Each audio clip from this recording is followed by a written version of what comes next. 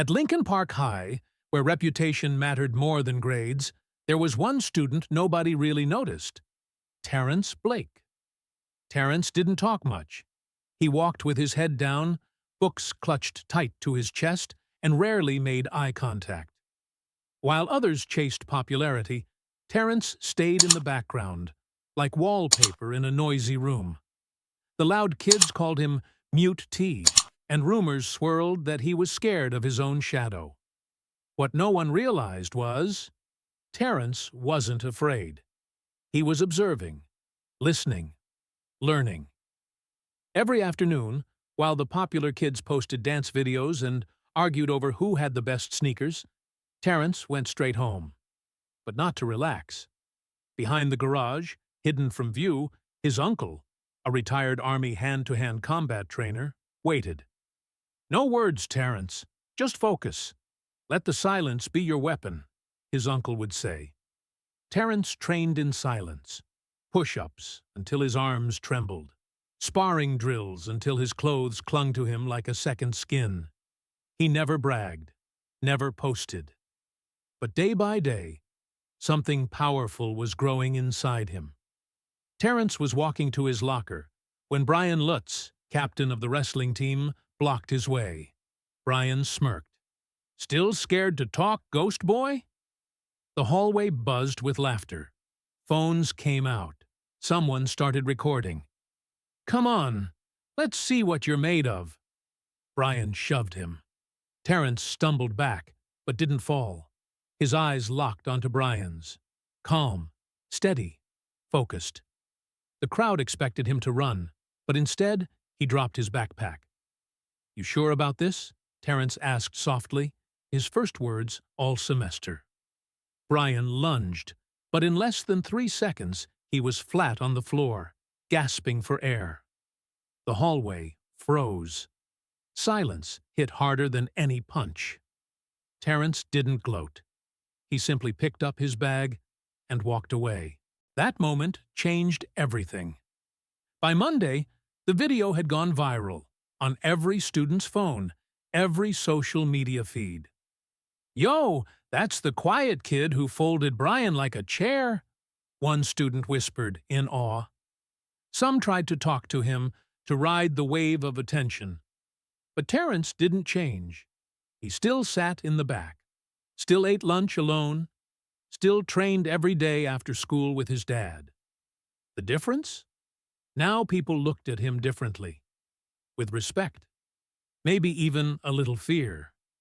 Even Mr. Wallace, the gym coach, called him into his office. "Kid, where'd you learn moves like that?" he asked.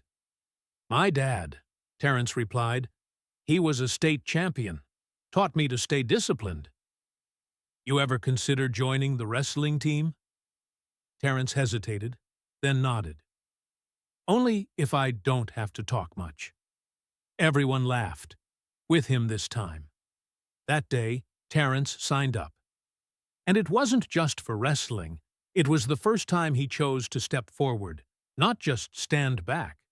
Terrence trained harder than ever. Each day after school, he went straight to the gym with his dad. No excuses, no distractions. His father, Marcus, a former state wrestling champion, pushed him with military precision. "Discipline over anger, son. That's how you win in life." At school, the wrestling team was skeptical. Terrence was new, quiet, and didn't boast like the others. But Coach Wallace saw something in him. "That kid moves like he's been doing this since birth," he told his assistant. When the district tournament came, no one expected Terrence to get past round 1. But match after match, he stunned everyone. Quick takedowns, perfect defense, eyes calm, focused. Even Brian, the same bully from months ago, watched from the bleachers in silence. In the final match, Terrence faced the reigning champion, bigger, louder, undefeated for 2 years. Everyone thought it was over in seconds. But Terrence didn't flinch. He remembered his dad's words, breathed, moved, executed. In a stunning reversal, Terrence pinned the champion. The crowd erupted, but Terence didn't celebrate wildly. He just stood up, shook hands, and looked at the spot where he used to sit alone. That night, the quiet kid went home with a gold medal.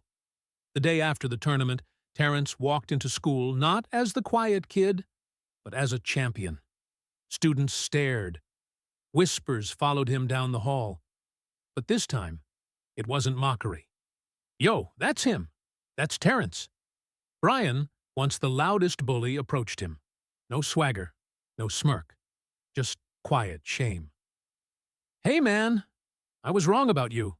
For real," he muttered. Terence looked him in the eye. No anger, just calm. "Takes guts to admit that. Respect," he replied. Word spread fast. Coaches from other schools reached out. A scout even asked about him. But Terence wasn't chasing fame. He just wanted to keep getting better, for himself. That evening, he sat on the porch with his dad, sipping orange soda. "You proud of me?" Terence asked. Marcus smiled. "Always. But not because you won. Because you stayed true to who you are." Terence nodded, feeling the weight of every lesson, every bruise, every silent moment. The quiet kid was no longer invisible, and he didn't need to be loud to be powerful. Months passed. Terence didn't fade back into the background. He rose, quietly, steadily. He was invited to speak at a school assembly on bullying and resilience. The same gym where they used to laugh at him, now filled with applause. "I didn't fight just with my fists," he said. "I fought by showing up every day and not letting the world decide who I was." His words reached students who had once felt invisible, just like he had. Even Brian joined the school's new peer mentoring group, inspired by Terence's journey. Outside the ring, Terence became something even stronger than a fighter. He became a leader. His father watched quietly from the crowd that day, not cheering, just smiling, like he always did. Because real strength doesn't shout. It shows up and keeps going.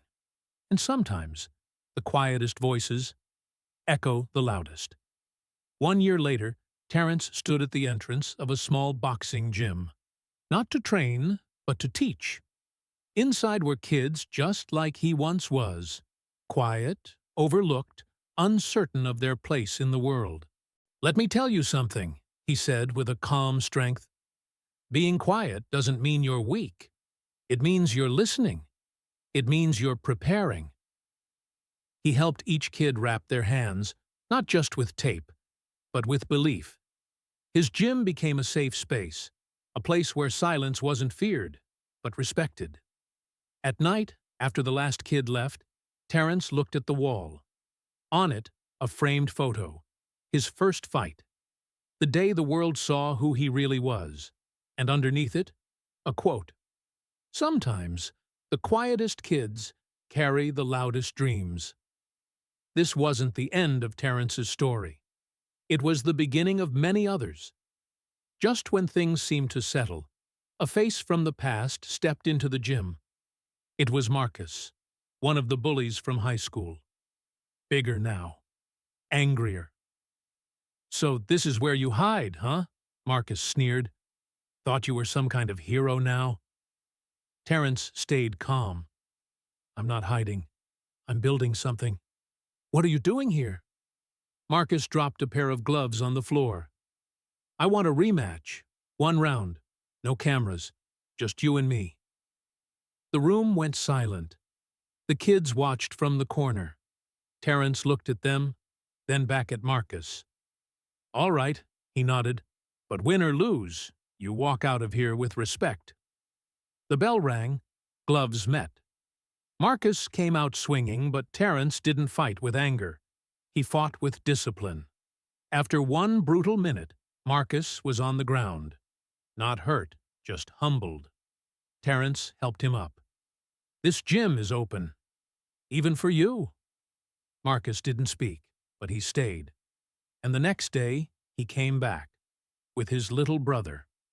The days after the fight were different. Terrence was no longer just the quiet kid who took punches. He was someone others looked to for strength. Marcus came back the next day, not for another fight, but with something different. His little brother, Jake, who had just started high school. "I need help," Marcus said. "Jake's been getting bullied. He's not like me. I need you to show him what you did for yourself." Terrence looked at the younger boy, slightly timid, but with the same fire that had been in him not long ago. "It's not about fighting. It's about standing up." Terrence worked with Jake after school, showing him the basics of boxing, but more importantly, teaching him how to face the world with confidence. "The punches don't hurt as much when you stop running," Terrence said one day as they sparred. Jake nodded. "But what if they still don't stop?" Terrence paused. "Then you stand your ground. You find your voice." And just like that, Jake started to change. He stood up to the bullies at school. And it worked. One day, a teacher approached Terrence. "I've been watching you, son," she said. "You've turned into something I didn't expect. I think you're ready for something more." Terrence frowned, unsure of what she meant. "What do you mean?" "The school is starting a mentorship program," she explained. "We want you to help other kids who are struggling, like Jake." Terrence hesitated. "I'm not sure if I'm ready for that." The teacher smiled. "Sometimes you don't need to be ready. You just need to start." The mentorship program was harder than Terrence thought. The kids he was helping didn't always listen. Some were tough, some were quiet, but all of them were struggling in their own way. Terrence found himself facing a new challenge. One of the kids, Derek, a kid who had been a bully before, had started to change, but he was struggling with the anger inside him. "You don't understand," Derek said one afternoon, after a fight with another kid. "I'm not like you. I don't have what it takes." "What do you mean?" Terrence asked. "I mean, I can't just stop being angry," Derek muttered. "It's who I am." Terrence paused. "I was angry once, too," he said softly. "But I learned to let it go. It's not about being perfect. It's about taking one step at a time." Derek looked at him, eyes narrowed in frustration. "And what if I can't?" "Then you keep trying," Terrence replied. "You're not alone in this." Over the next few weeks, Terrence spent more time with Derek. They trained together, but they also talked about anger, about regret, and about finding a better way to handle life. Derek was stubborn, but something was slowly changing inside him. The next time he faced off against someone who had been mocking him, he didn't lash out. Instead, he stood tall, calm. The other kid, surprised by Derek's reaction, backed off. Derek didn't say anything. He didn't have to. His presence was enough. "You did good, Derek," Terrence said, patting him on the back. "That's what it's about." Derek looked at him, a small smile breaking through his usual tough exterior. "Maybe I'm not so different from you after all." Terrence smiled back. "We're all more alike than we think." That moment, more than anything, showed Terrence that the real test wasn't about being the strongest or the toughest. It was about helping others discover their strength. And for the first time, Terrence felt like he had truly found his purpose.